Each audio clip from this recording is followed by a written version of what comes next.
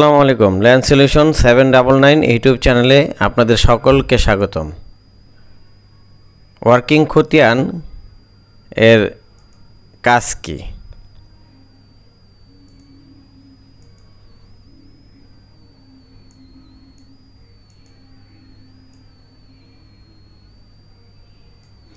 জমির মালিকানা ও খতিয়ানের ধারাবাহিক ইতিহাস জানতে ওয়ার্কিং খতিয়ান ব্যবহৃত হয়। সহজ কথায় এটি জমির মালিকানা পরিবর্তনের প্রমাণ। পূর্বের ও বর্তমান দাগ নম্বর এবং নামজারি সহ মিউটেশন সব ঐতিহাসিক তথ্যের একটি সমন্বিত রেকর্ড। ওয়ার্কিং খতিয়ানের বিস্তারিত। ওয়ার্কিং খতিয়ানের মূল বৈশিষ্ট্য ও কাজগুলো নিচে দেওয়া হলো। মালিকানার ইতিহাস। জমিতে কতবার মালিকানা পরিবর্তন হয়েছে, কার কাছ থেকে কার কাছে হস্তান্তর হয়েছে এবং কোন দলিলের মাধ্যমে হয়েছে তার বিস্তারিত তথ্য থাকে। দাগ নম্বরের মিলকরণ। সার্ভে বা জরিপের সময় দাগ নম্বর পরিবর্তন হলে আগের দাগ ও বর্তমান দাগের মধ্যে মিল রাখার জন্য এটি ব্যবহৃত হয়। আইনি সুরক্ষা।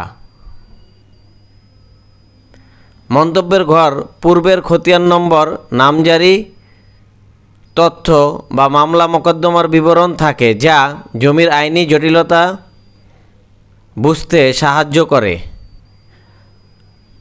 প্রাথমিক রেকর্ড। অনেক সময় মাঠ পর্যায়ে জরিপের সময় যে প্রাথমিক খসড়া রেকর্ড তৈরি হয় সেটিও ওয়ার্কিং খতিয়ান বা ওয়ার্কিং ভলিউম হিসাবে পরিচিত। এটি কেন গুরুত্বপূর্ণ? জমি ক্রয় বিক্রয় বা আইনি বিরোধ নিষ্পত্তির সময় জমির সঠিক মালিকানা ও এর ধারাবাহিকতা প্রমাণের জন্য ওয়ার্কিং খতিয়ান একটি অত্যন্ত নির্ভরযোগ্য দলিল। কিভাবে সংগ্রহ করবেন? সংশ্লিষ্ট রেকর্ডীয় খতিয়ান নম্বর বা দাগ নম্বর জানা থাকলে উপজেলা সেটেলমেন্ট অফিস বা জোনাল সেটেলমেন্ট অফিসে নির্ধারিত ফি যেমন মাত্র 20 টাকা দিয়ে সন্ধানী ফর্ম জমা দিয়ে এটি সংগ্রহ করতে পারেন। এই যে এটি একটি ওয়ার্কিং খতিয়ান। এই